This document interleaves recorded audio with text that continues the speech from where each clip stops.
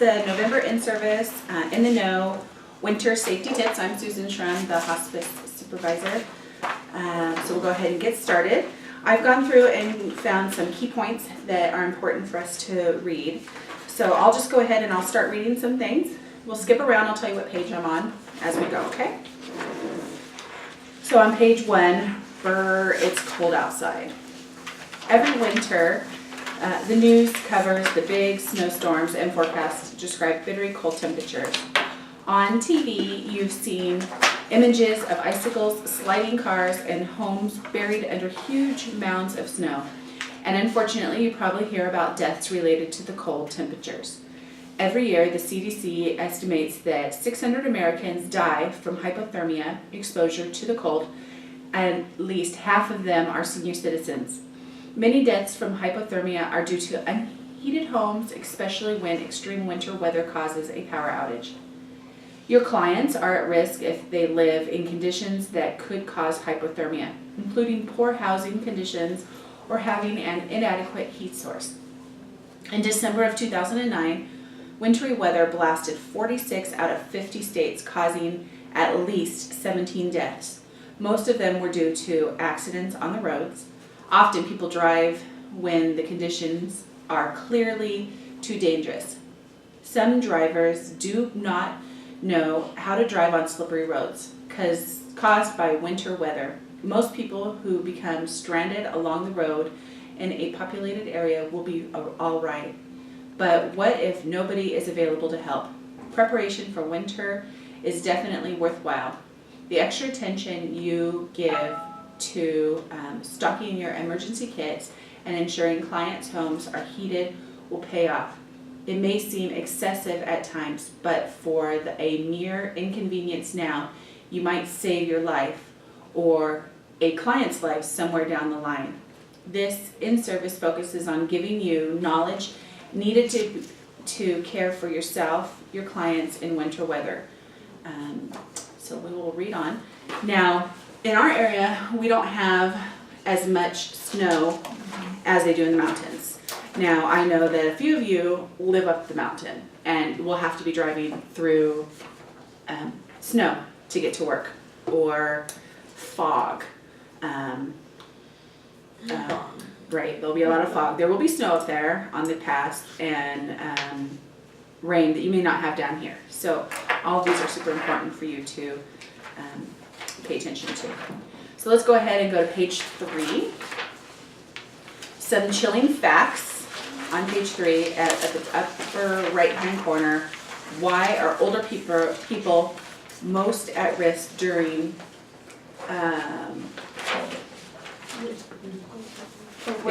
during cold weather? Thank you. Because the ability to feel a change in temperature decreases with age, elderly people are often unable to tell when they are getting cold. In addition, senior citizens do not produce as much heat because they are generally less physically active and have a slower metabolism than younger adults.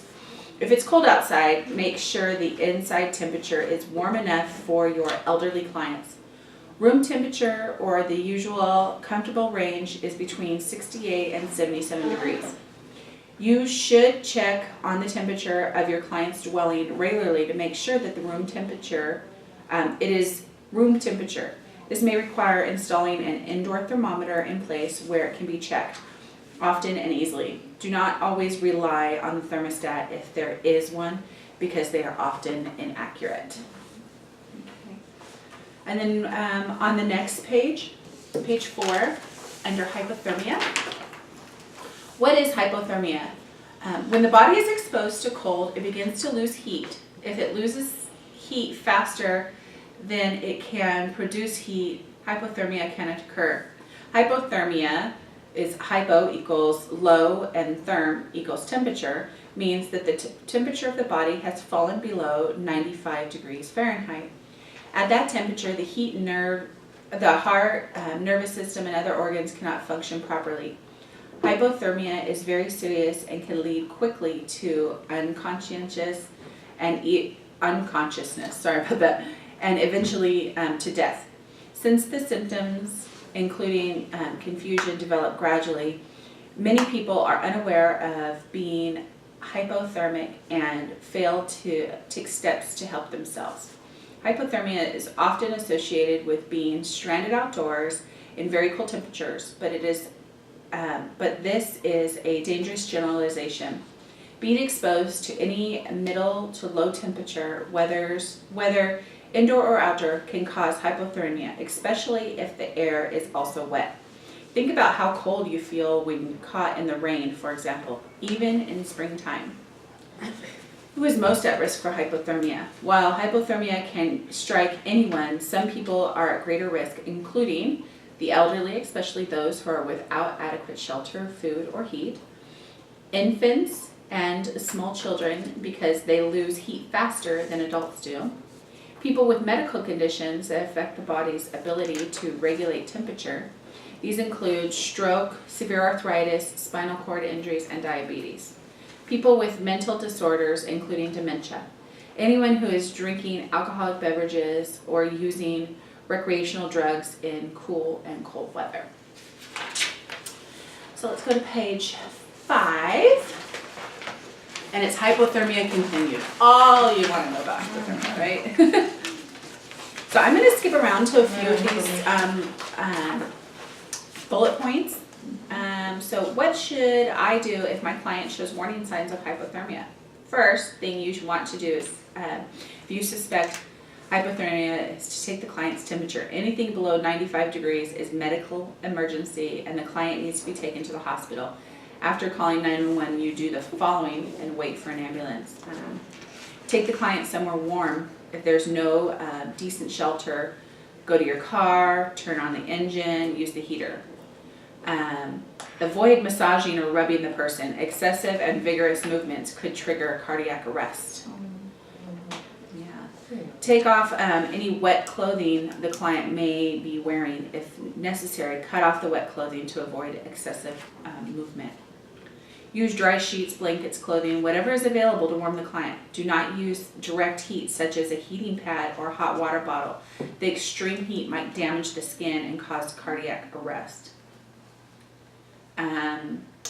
Keep the client warm around the torso and the center of the body, as vital organs need warmth to keep functioning. The core temperature, it is called, is the most important. Worry about arms and legs and hands and feet later. After the client's torso is wrapped, use blankets to cover the whole body, including the head. Half of all the heat lost comes from the head. Warm liquids, as long as they are non-alcoholic, can be used to warm a client, but do not force them. Make sure that the client is taking the liquid and is fully conscious. Okay, so we'll stop there. And then on the next page, page 6, up at the top, what is frostbite? Frostbite is a result of exposure to very cold temperatures when freezing causes harm to tissue.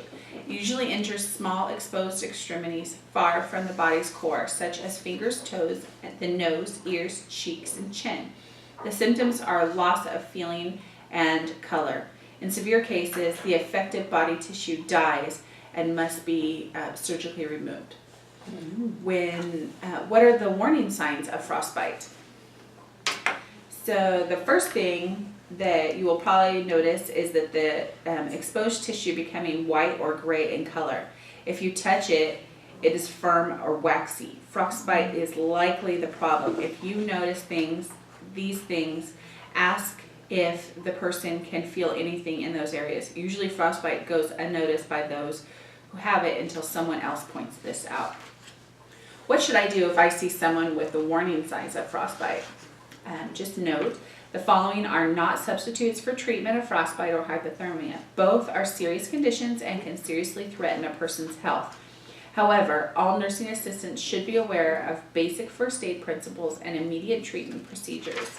It is important to understand how to save a client's life and sustain him until help arrives and the client can be moved to the hospital. After determining that your client may have frostbite, the first thing to be considered is possibility of hypothermia. Frostbite and hypothermia often go hand in hand.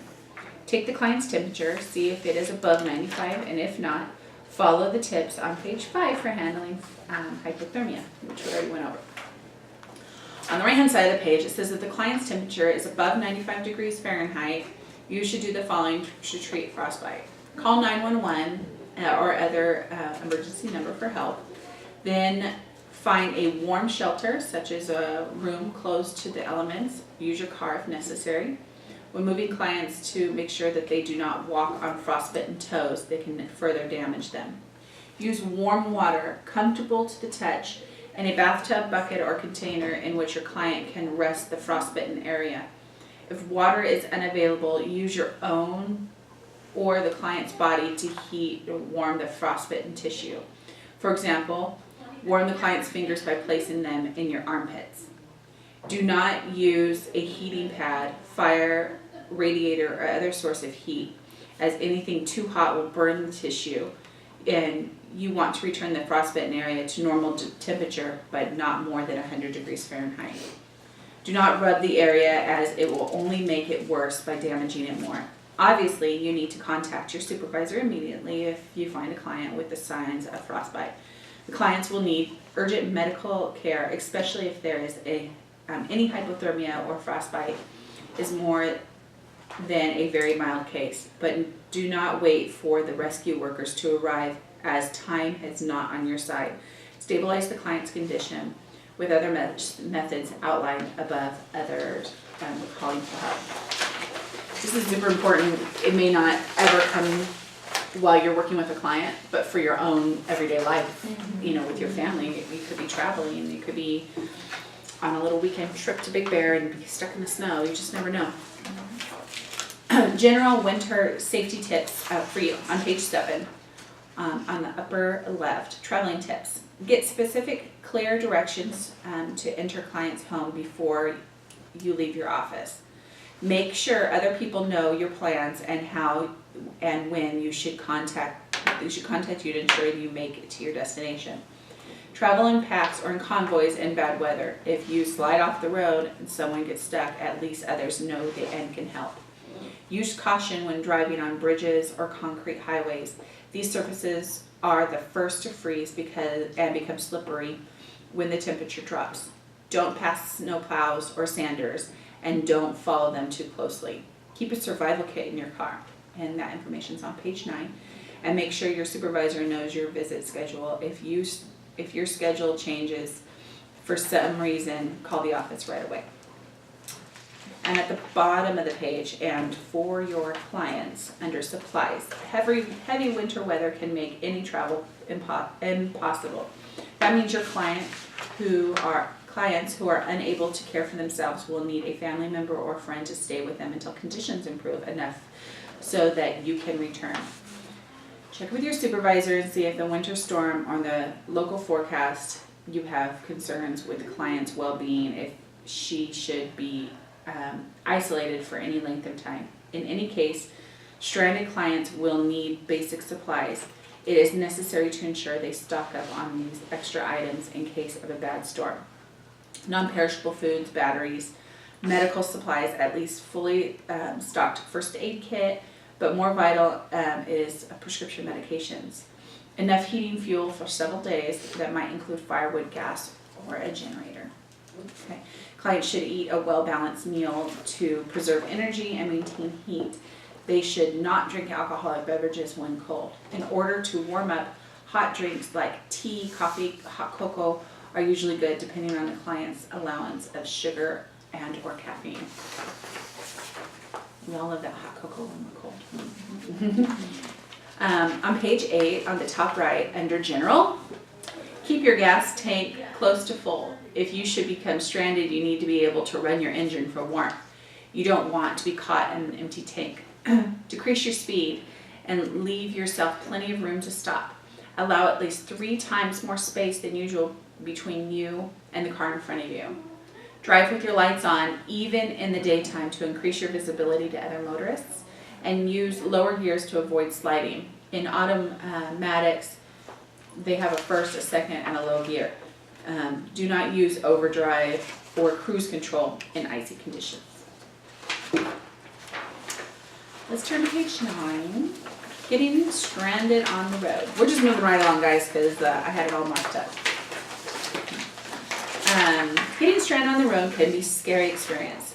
Being stuck overnight can be deadly. However, the more prepared you are for a situation, the better you'll be able to handle it.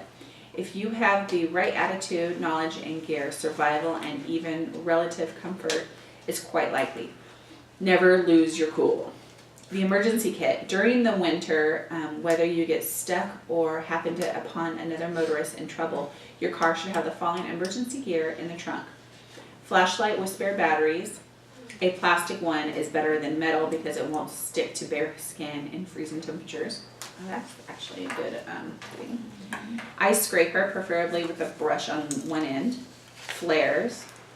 Several bags of gravel or sand for traction, for use both as weight over the rear axle and to hold under spinning tires. Snow shovel, jumper cables, an extra jacket or blankets, spare gloves, mittens, hat are a good idea. Other things you might want to include are a tool set, tow cables, a rope or cord as a guideline outside of the car, towels to dry off with, and galoshes or heavy boots. And of course, it's California, but those in the high desert may need these things. What should I do if I get stranded in cold weather? If you have access to a telephone, call 911 to summons help. Be prepared to describe your location and carefully and listen carefully to their instructions. Do not leave your car unless you know exactly where you are, how far it is to possible help, and are certain you will improve your situation. Tie a bright piece of material to your antenna as a sign that you need help.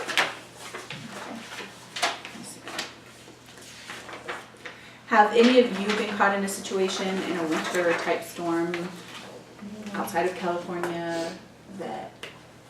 No.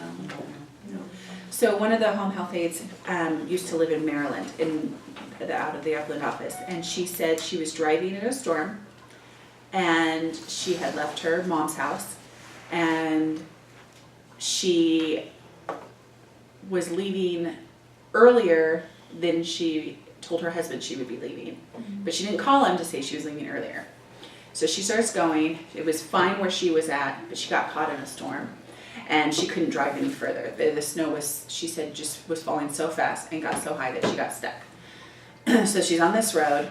She could see, she's in her car, she can see a house, she said, like maybe 100 yards away. The lights were on. So she gets out, starts walking, and she realizes, I don't think this is a good idea. So she comes back, and she sits in her car, and she just stayed there. And then a snowplow came along, and they pushed, there were two guys in there, and they pushed her car to the side of the road, and they gave her a ride home. And her husband brought her back when the snow was gone to get her car. And she had no jacket, and she had just regular shoes. She didn't have snow boots on. So had she tried to walk 100 yards, it may have been worse. She could have been walking not knowing that there's a ditch there, falling in it. So she was right to go back to her car and to stay put and wait for help. But she didn't tell her husband she was leaving early, so he didn't know when to expect her. So, and it had gotten dark and all that stuff. So we just don't think about those kinds of things because we were pretty lucky with our weather here in California. Yeah. But, okay, so let's go through.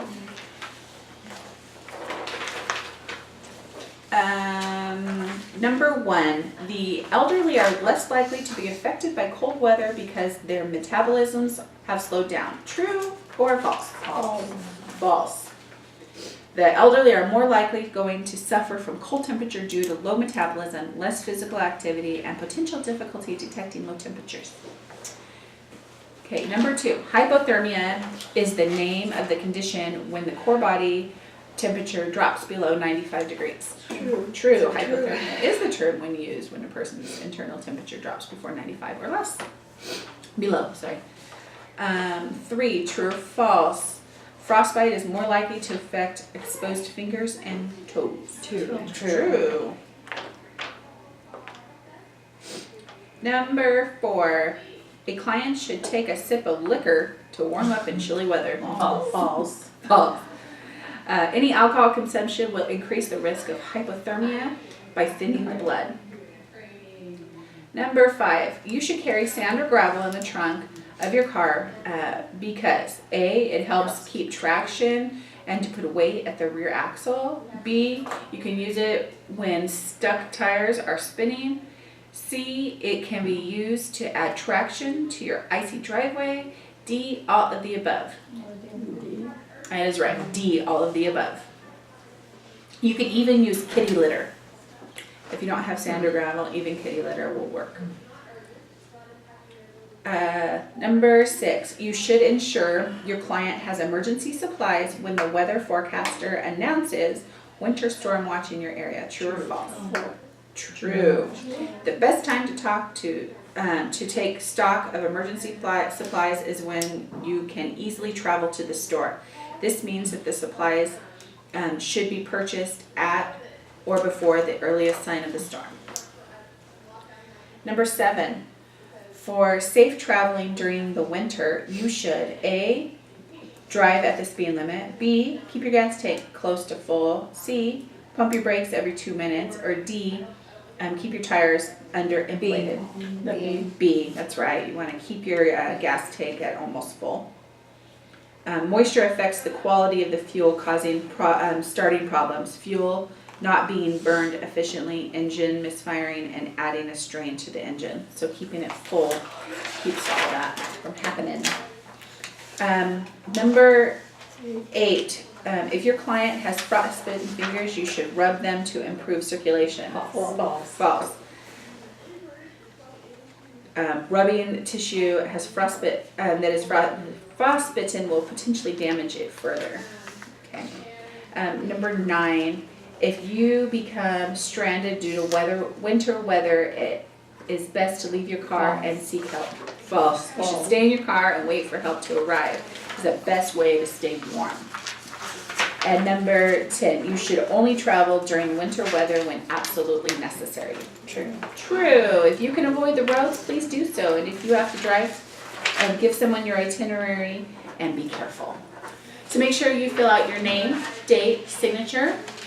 Fill out the little questionnaire on the back. Does anybody have any questions? No? Okay. I just want to let know everybody that. Hold on.